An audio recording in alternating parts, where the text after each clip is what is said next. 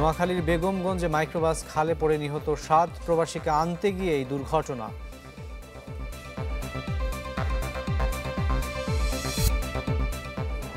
ফেব্রুয়ারিতে রোজার আগে নির্বাচন করতে ইসিকে চিঠি দেবে সরকার, বললেন প্রধান উপদেষ্টা।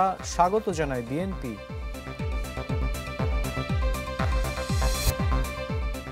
গণ অভ্যুত্থানের সাংবিধানিক স্বীকৃতি নিয়ে জুলাই ঘোষণাপত্র, রাজনীতিতে মিশ্র প্রতিক্রিয়া, হতাশ জামাত।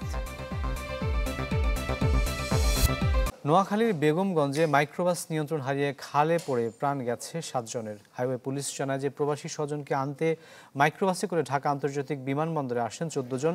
ফেরার পথে নিয়ন্ত্রণ হারিয়ে খালে পড়ে যায় মাইক্রোবাসটি। এ সময় 7 জন বেরিয়ে আসতে পারলেও বাকিরা বের হতে পারেননি। খবর পেয়ে ঘটনাস্থলে যায় ফায়ার সার্ভিস ও পুলিশ। পরে মাইক্রোবাস তোলা হলে একে একে বের করে আনা হয় 7 জনের মরদেহ।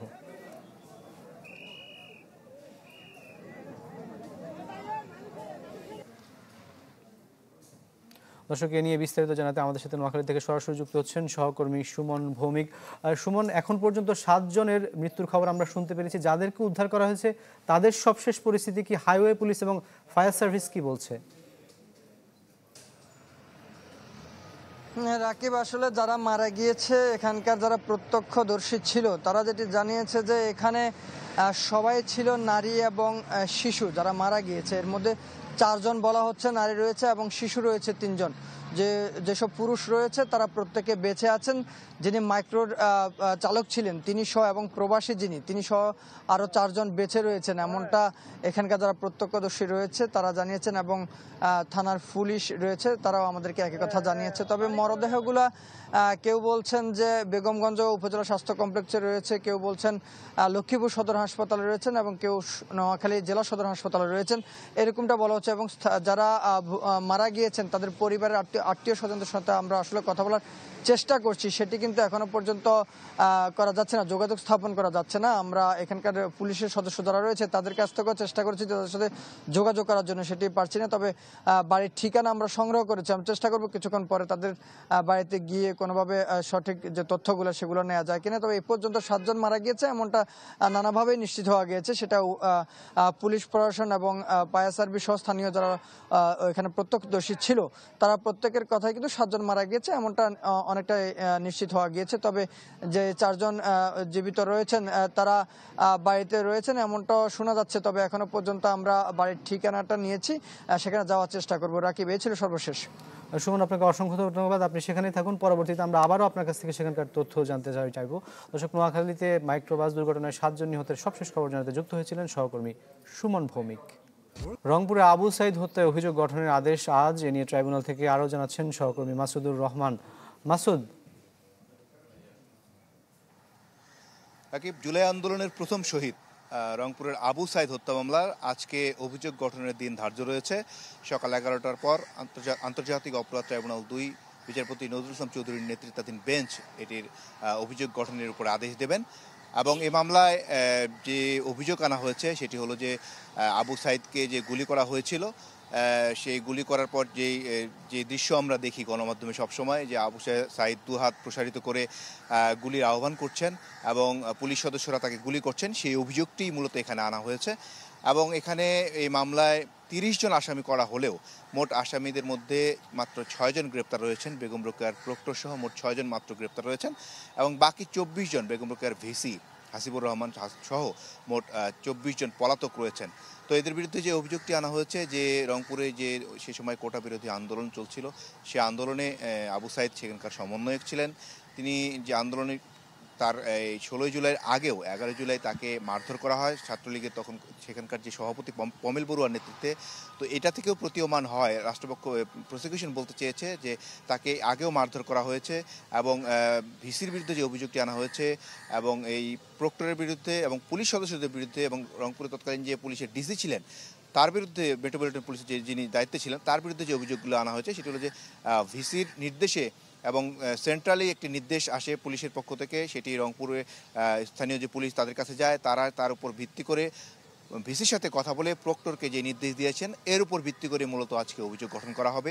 যদি গঠন করা হয় তাহলে আজকে এই মামলার আনুষ্ঠানিকভাবে এই মামলার যদি অভিযোগ গঠন করা হয়ে যায় তাহলে বিচার শুরু হয়ে যাবে এবং সাক্ষ্য গ্রহণের একটি তারিখ আন্তর্জাতিক অপরাধ ট্রাইব্যুনাল 2 দেবেন এবং এটি প্রথম কোনো মামলা যেটি আন্তর্জাতিক অপরাধ ট্রাইব্যুনালে আনুষ্ঠানিক বিচার শুরু হবে।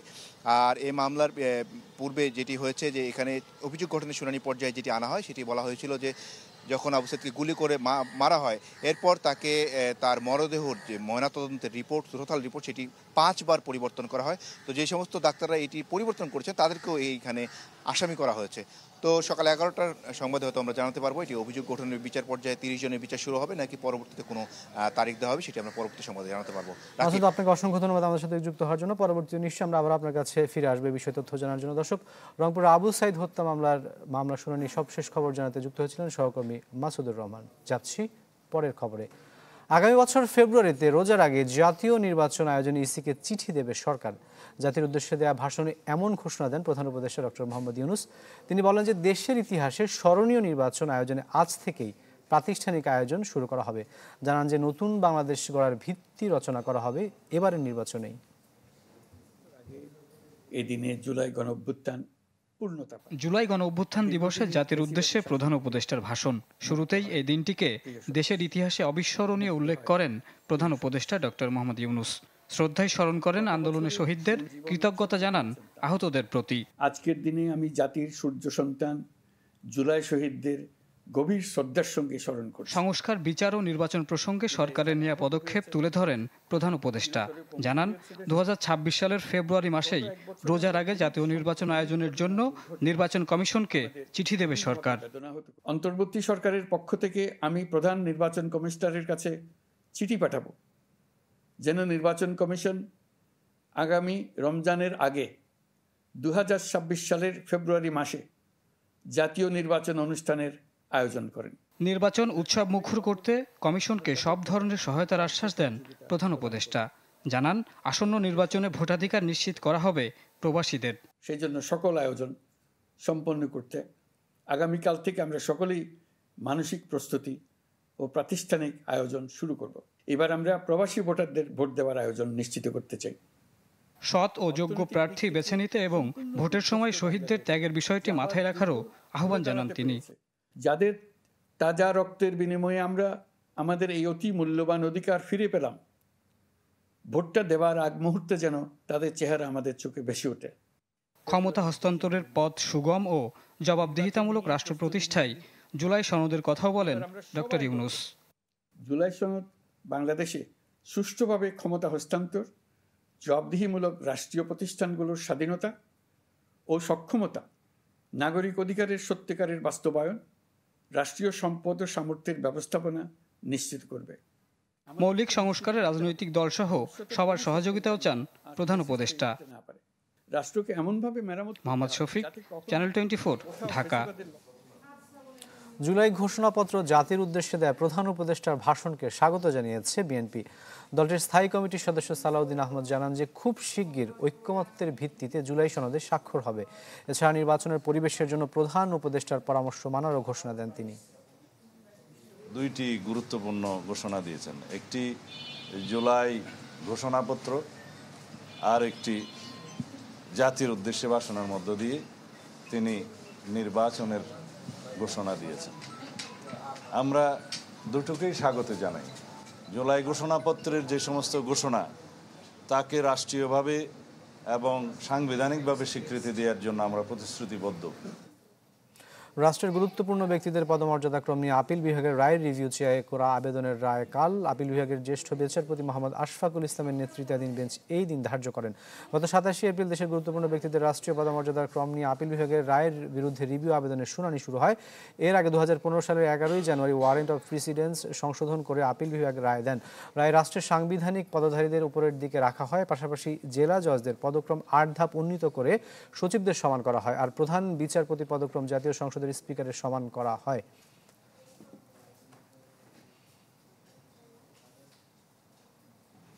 রাষ্ট্রীয় ও সাংবিধানিকভাবে স্বীকৃতি পাবে জুলাই গণ অভ্যুত্থান, যা সংবিধান সংশোধন করে তফসিলে যুক্ত করবে নির্বাচিত সরকার।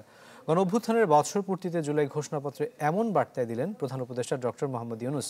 গতকাল বিকেলে সংসদের দক্ষিণ প্লাজায় সব দলের প্রতিনিধিদের সাথে নিয়ে এই ঘোষণা দেন তিনি, যেখানে জুলাই শহীদদের জাতীয় বীর এবং আন্দোলনকারীদের আইনি সুরক্ষা দেওয়ার কথাও জানানো হয়।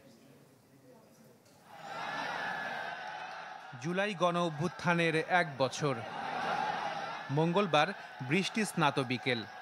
গুড়ি গুড়ি বৃষ্টির মধ্যে ছাতা মাথায় সংসদ ভবনের দক্ষিণ প্লাজায় আসেন প্রধান উপদেষ্টা ডক্টর মোহাম্মদ ইউনূস। বিশেষ এই দিনে যোগ দেন পূর্ব নির্ধারিত জুলাই ঘোষণাপত্র পাঠ অনুষ্ঠানে।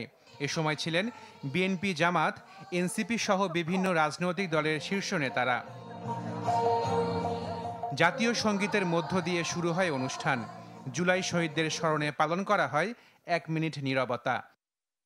বহুদলীয় গণতন্ত্র। এরপর রাজনৈতিক নেতাদের সাথে নিয়ে ঘোষণাপত্র পাঠ করেন প্রধান উপদেষ্টা ডক্টর মোহাম্মদ ইউনূস।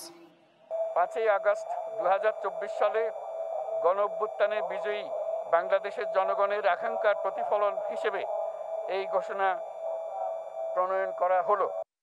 প্রধান উপদেষ্টা ঘোষণা করেন, গণ অভ্যুত্থান রাজনৈতিক ও আইনি দিক থেকে বৈধ এবং আন্তর্জাতিকভাবে স্বীকৃত। শহীদদের জাতীয় বীর ঘোষণা করে জানান, আন্দোলনকারীদের দেয়া হবে আইনি সুরক্ষা। বাংলাদেশের রাজনৈতিক ও সাংবিধানিক সংকট মোকাবেলায় গণ অভ্যুত্থানের মধ্য দিয়ে ব্যক্ত জনগণের সার্বভৌমত্বের প্রত্যয় ও প্রয়োগ রাজনৈতিক ও আইনি উভয় দিক থেকে যুক্তিসঙ্গত, বৈধ ও আন্তর্জাতিকভাবে স্বীকৃত। জুলাই জনগণের সকল শহীদদের জাতীয় বীর হিসেবে ঘোষণা করে শহীদদের পরিবার, আহত যোদ্ধা এবং আন্দোলনকারী ছাত্র জনতাকে প্রয়োজনীয় সকল আইনি সুরক্ষা দেওয়ার অভিপ্রায় ব্যক্ত করেছে। গণ অভ্যুত্থানকে রাষ্ট্রীয় ও সাংবিধানিক স্বীকৃতির কথাও ঘোষণাপত্রে উল্লেখ রয়েছে। ঘোষণাপত্র সংবিধানের তাফসিলে যুক্ত করবে নির্বাচিত সরকার। ছাত্র গণ অভ্যুত্থানের 2024-এর উপযুক্ত রাষ্ট্রীয় সাংবিধানিক স্বীকৃতি প্রদান করা হবে এবং পরবর্তী নির্বাচনে নির্বাচিত সরকারের সংস্কারকৃত সংবিধানের তফসিলে এই ঘোষণাপত্র সন্নিবেশিত করা হবে। দেশের জনগণের আকাঙ্ক্ষার প্রতিফলন হিসেবে এই ঘোষণাপত্র প্রণয়ন করা হলো বলেও উল্লেখ করা হয় ঘোষণাপত্রে। সবাইকে ধন্যবাদ। আল্লাহ হাফেজ। Ashikin Prince, channel 24, Dhaka. জুলাই ঘোষণাপত্র নিয়ে মিশ্র প্রতিক্রিয়া জানিয়েছে রাজনৈতিক দলগুলো। তবে জামাত সহ কয়েকটি দল জুলাই ঘোষণাপত্রে তাদের আকাঙ্ক্ষার বাস্তবায়ন হয়নি বলে দাবি করেছে। এটা ঘোষণাপত্রটা পাঠ হয়েছে সামগ্রিকভাবে, রাষ্ট্রীয়ভাবে, এটাতে আমরা সন্তুষ্ট, এটাতে আমরা ইতিবাচক। ঘোষণাপত্রটা আসলে সরকার নিজেই রচনা করেছে, আমাদের সবার থেকে হয়তো ইনপুট নিয়েছে, আমরা আগে এটা দেখার সুযোগ পাইনি। ফলে এটা আমাদের আরও নিবিড়ভাবে হয়তো দেখে তারপরে আমরা আমাদের আনুষ্ঠানিক প্রতিক্রিয়াটি জানাবো।